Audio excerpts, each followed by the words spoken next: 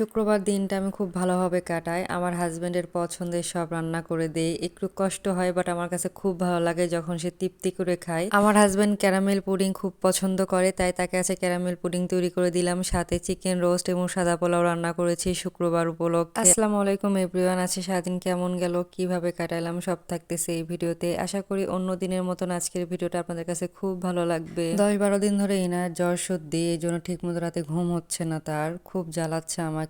তো যাই হোক, সারা রাত তো ঘুমাই নাই, সকালে উঠে রান্না করতে বসে গিয়েছি। আজকে 10টার ভিতরে রান্না শেষ করব।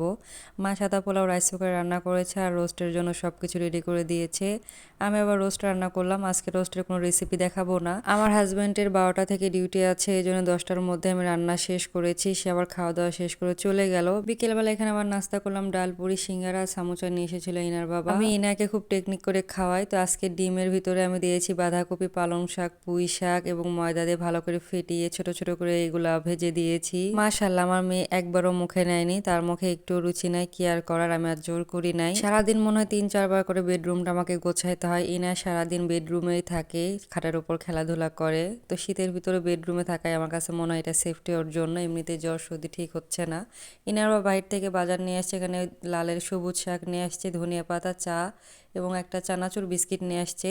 আমি আবার তাকে চা করে দিলাম, সে র চা খায়, আমি দুধ চা খাই। আমি আবার তাকে পাস্তাও করে দিলাম। ইনার বাবা লালের এই সবুজ শাকটা খুব পছন্দ করে, সাথে সাথে এনে বলতেছে যে আজকে যেন তাকে ভেজে দেওয়া হয় রাতে। মা আবার এটা করে দিল। আমি ভাবলাম পুডিং করে দেই, অনেকদিন ধরে আমার হাজব্যান্ডকে পুডিং খাওয়াবো কিন্তু বাসায় চিনি দুধ ছিল না। তো আজকে ভাবলাম সময় আছে একটু করে দেই, যদিও সারাদিন অনেক কষ্টে এবং চাপে গেছে। তো ভাবলাম যে না, সে একটা জিনিস পছন্দ করে, একটু কষ্ট হলেও করে দেই, অনেক খুশি হবে বাসায় এসে যখন দেখবে। পুডিংটা দেখার পর আমার কাছে এত ভালো লাগতেছে। এখানে 3টা ডিম দিয়েছি আর 1 কেজির মতন দুধ ছিল। আমার হাজব্যান্ড একটু পুডিং খুব বেশি পছন্দ করে, ভাবলাম বড় করেই করে দেই। আর আমার পুডিং এর বাটিও ছিল না, আমি এভাবেই করি। আর একটা কথা বলতে ভুলে গিয়েছিলাম, সাথে ভ্যানিলা এসেন্স দিয়েছিলাম। আর আমি ওভেনে এটা তৈরি করি নাই, এটা আমি ইন্ডাকশনে দিয়েছিলাম। তো এইভাবে রান্না করলাম। যদি আমি পুডিং লাইক করি না, আমি পুডিং কখনো টেস্ট করে দেখিও না যে আসলে কেমন হয়। আমার হাজব্যান্ডের কাছে ভালো লাগে। এই পুডিংটা সে একবারেই শেষ করে দেয়, তার কাছে নাকি এত ভালো লাগে। যদি সময় সুযোগ হয় আমি এটা রেসিপি আপনাদেরকে দেখাবো ডিটেলসে। আমার মেয়ে ছোট তো ওইভাবে আসলে সবসময় স্ট্যান্ড ধরিয়ে রেখে এভাবে ভিডিও করা যায় না ডিটেলসে। আমাদের বাসার নিচতলার ভাবি অনেকগুলো 3 পিস নিয়ে এসেছে, আমি আবার একটা 3 পিস নিলাম, দাম পড়েছে 700 টাকা। আমার হাজব্যান্ডের ছুটি হলো শ্বশুর বাড়ি যেতে হবে, ওখানে গিয়ে এটা পরবো। এই 3 পিস দিয়ে আমি 3টা জামা বানাচ্ছি, আমার মেয়ের জন্য বানাবো আর আমার জন্য 2টা জামা বানাবো।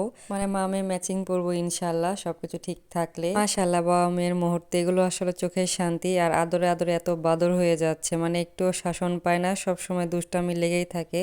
অনেক ভালো একটা দিন গেল। তো আজকের মতো এতটুকুই, টাটা বাই বাই, আল্লাহ হাফেজ।